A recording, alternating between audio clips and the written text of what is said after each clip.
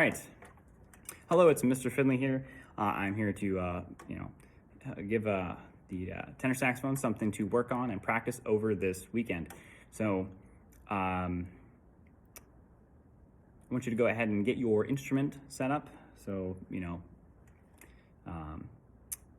neck strap and everything like that. We're actually going to start out with the neck and mouthpiece and reed and ligature, so the top part by itself, just because we want to make sure we can get a good sound here on this. It is the foundation of everything else we do. So if we're not getting good sound here, nothing else is going to be coming out really great. So on the saxophone mouthpiece, our embouchure, let's kind of review that real quick. Our bottom lip is going to go over our bottom teeth, like so. You can see them. And then our top teeth are going to go on the mouthpiece. So when I put it up there, okay, and I bring these in.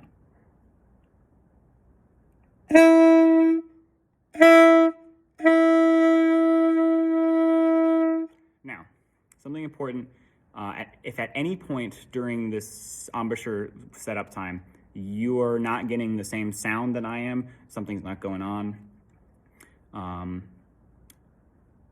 go to like the bathroom, someplace you have a mirror, and just check and see what your face is doing and compare it to what I'm doing. Because if you can see what you're doing, you're going like,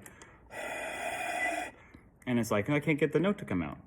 That's because your face doesn't look like mine. So couple issues you might run into, might have, if you have too much mouthpiece in your mouth, it's gonna sound like this. It's very unpleasant. Too much mouthpiece. Very simple. Pull it back out a little bit. And that's the right amount of mouthpiece. Another issue you might have, if your cheeks are puffing out, you may not be able to get a note to even come out. The remedy for that is I want you to think the inside, right past the corners of your mouth. So right here, on the inside of your mouth from here, like the inside of your cheek, I want you to think about keeping this spot in your mouth up against your teeth. Right up against your teeth, right here. There's some muscles that'll activate when you do that. And if I low, I can't puff up my cheeks if I'm doing it right. It's not possible. So let's do some echoing. I want you to try to get a sound that sounds as close to mine as possible. We want a nice, beautiful sound, because we always want to strive to play musically, beautifully, and be proud of the way that our instrument, the sound that we can make on our instruments. So, ready? I'll go first and you go after me.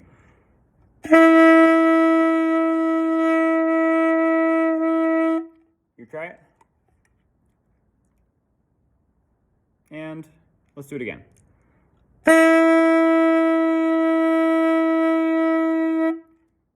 You go again. Okay, and you can just repeat that part of the video as many times as you need to until you feel like you really got a good copy of my sound, or as close to as you can right now. But we're gonna move on. I want you to go and put the neck back into the saxophone itself. Okay, I'm gonna get that in there, screw it in, okay. Now, with the neck strap, we always want to set it up so that the saxophone mouthpiece comes right up to our face whenever we bring up the saxophone. Because if I go like this, for instance, right now, and try to play it with it to the side, it's like a little too tall. I'd have to like stretch. Likewise, if I had it too low, I have to lean down for it. And I don't want that, and we don't want that either. That's gonna hurt your neck, and it's gonna cause problems down the road. So let's make sure, again, we can get it situated where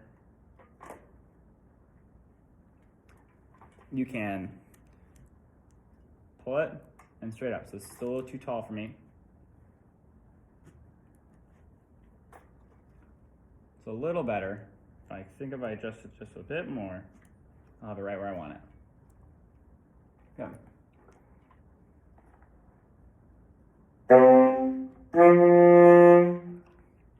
So Get it so you can bring it, when you bring the instrument up and you want to play it, it goes right in your mouth. You don't have to stretch your neck or lower your neck, okay?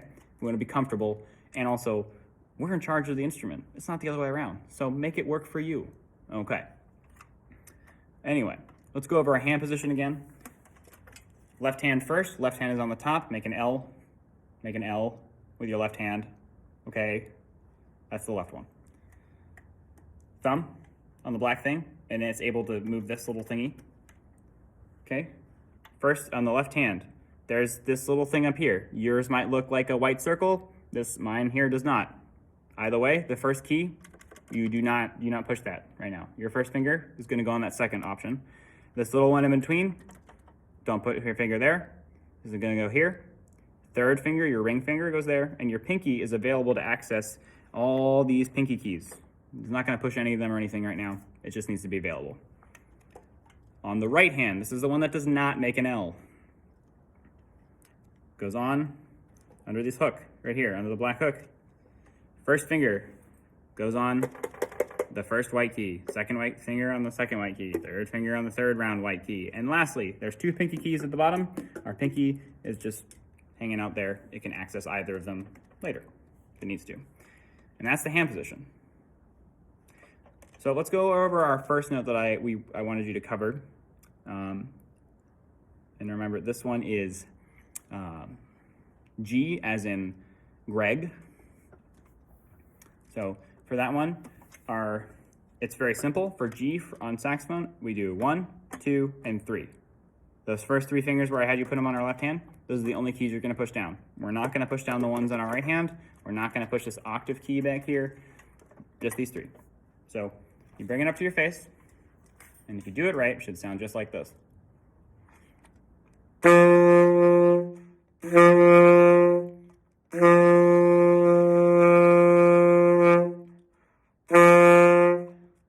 Okay, so let's do a little echoing back and forth. Pause the video if you need to practice and get a good sound, but I'm gonna play it, you play it, I'll do it again, you play it again. Aim to sound just like mine.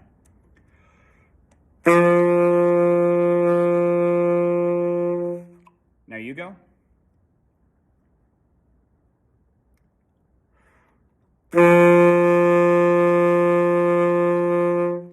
And go again. Okay. Let's go over our second note, which for tenor sax that I want you to do is A as in alligator. So first you had Greg, and you have alligator, this is G. So keep your fingers like they were in G. They're pushing down these three keys, right? For A, pick up your third finger. So it's just 1 and 2. That's it. So make sure, again, your hand looks like mine. Pause it if you need to. And if you do that and play, it should sound like this. Go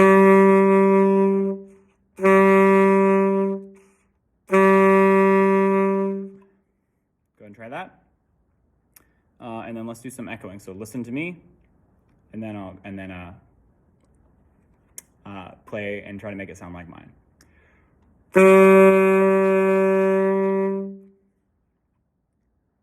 Again.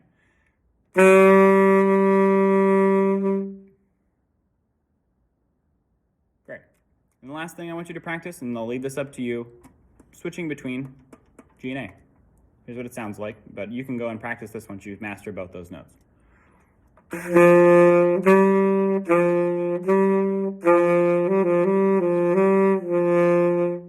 Okay?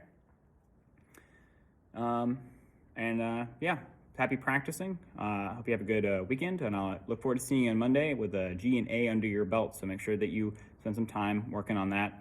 And if you have any questions or problems, email me, and I'll do my best to respond, all right? See you later. See you Monday.